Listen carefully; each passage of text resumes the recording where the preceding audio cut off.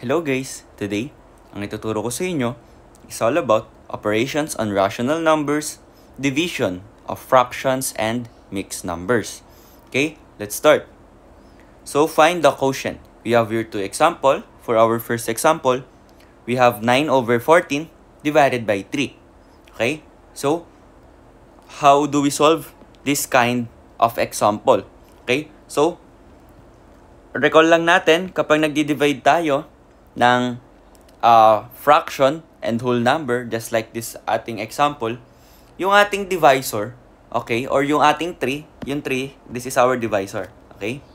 Yung 3, okay, hahanapin natin yung reciprocal niya para yung itong fraction sign natin is maging multiplication, okay? So, yun yung lagi nating initial step on how to divide, di ba? Kailangan magiging reciprocal yung divisor and then magi-interchange yung division sign natin into multiplication. Okay? So here, copy lang natin yung 9 over 14. And then, yung division sign magiging multiplication sign.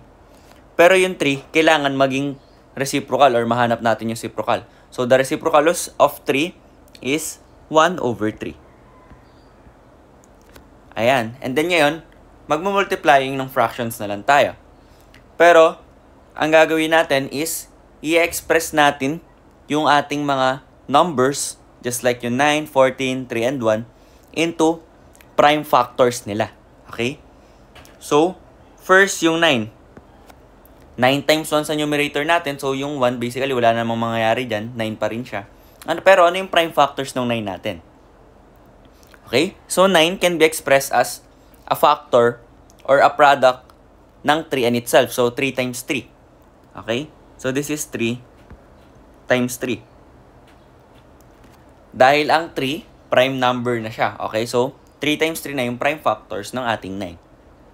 And then, sa ating denominator, yung 14 can be expressed as the product of 2 and 7. So, 14 is equals to 2 times 7. So, lagay natin dito, 2 times 7. And then, yung 3, prime factors na siya, copy na lang siya. Or prime number na siya, copy na lang siya.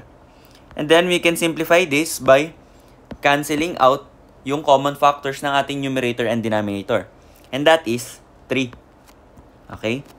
So, ngayon, sisimplify na natin to. So, sa numerator natin, 3 na lang yung natira. So, copy lang natin yung 3.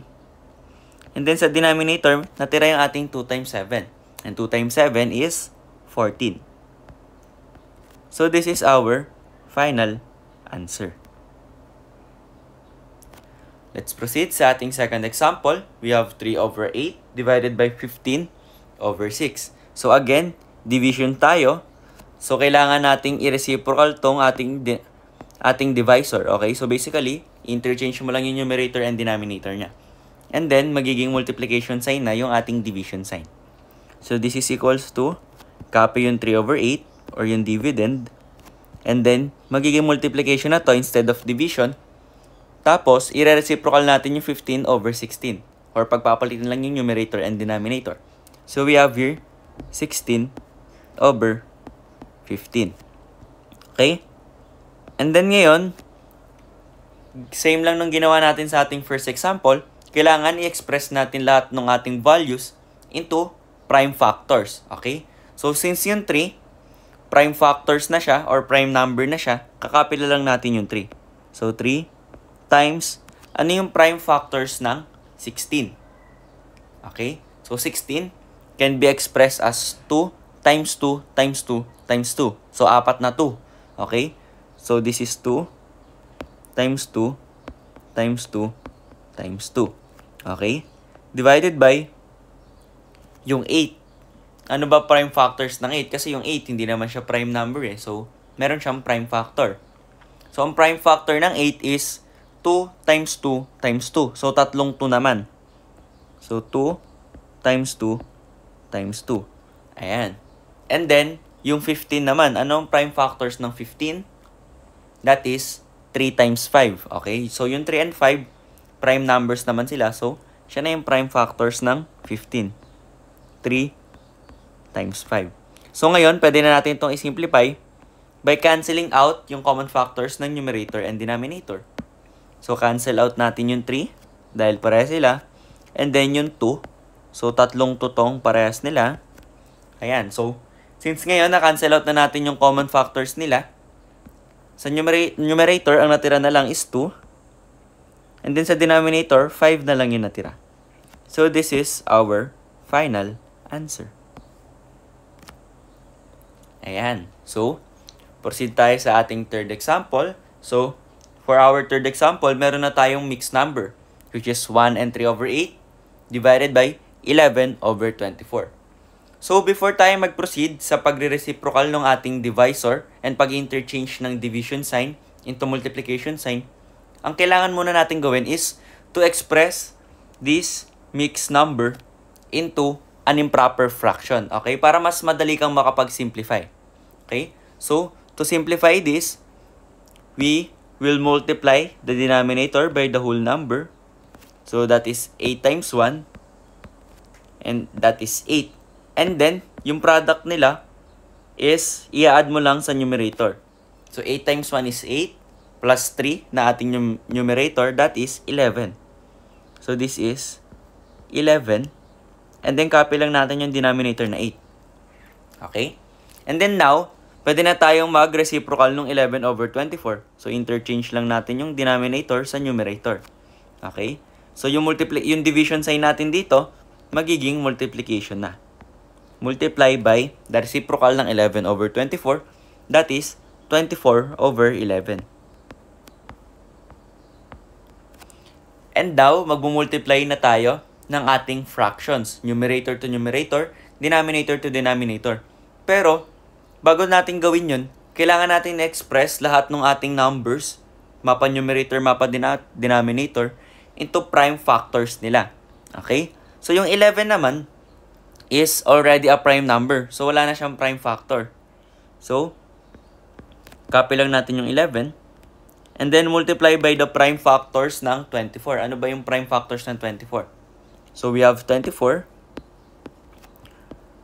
So, we can break this down into 2 times 12. Okay? Dahil 2 times 12 is 24.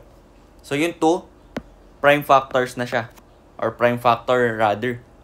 And then, ngayon yung 12 naman, pwede pa natin tong kuhanan ng factor, which is 3 times 4. And then now, yung 3, prime factor na rin siya dahil prime number naman ng 4. Ayan, 3 rather. And then yung 4, lastly, pwede itong maging 2 times 2. Okay? So ngayon, na-express na natin yung 24 as prime factors, which is 2 times 2 times 2 times 3. Okay? So lagay na natin siya dito.